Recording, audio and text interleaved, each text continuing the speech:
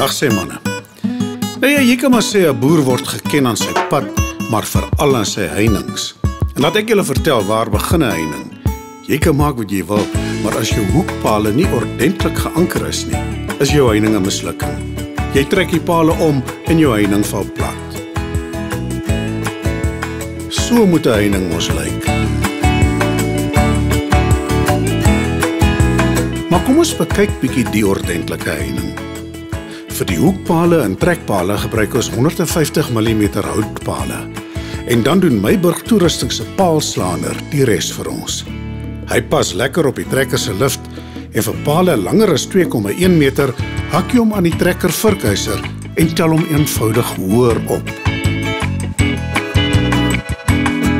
Die paalslaaner slaan die 150 mm houtpale 800 mm diep in die grond in dun kant ondertoe.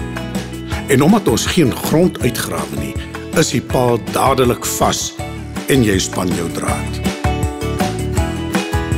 Jy grawe nie gate nie, jy meng nie sement nie, die paal is stewig en diep ingeslaan en val nie binne 'n jaar om nie. Ons span die doringdraad 200 kg en span 7 lyne wat is trek met 'n krag van 1400 kg. In klipperige grond slaan jy eers die klippen in.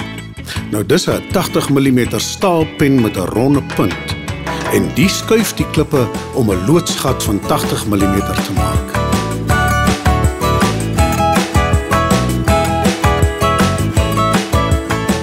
Nou slaan jy die 150 mm paal in die 80 mm gat in en hy staan vas, baie vas. Gaan loer gerus in by www.mtoer.co.za vir meer inligting oor die paalslaaner en ander produkte. Janie Meiburg sê, hulle vervang nou ook al hulle ysterpale met 100 mm houtpale.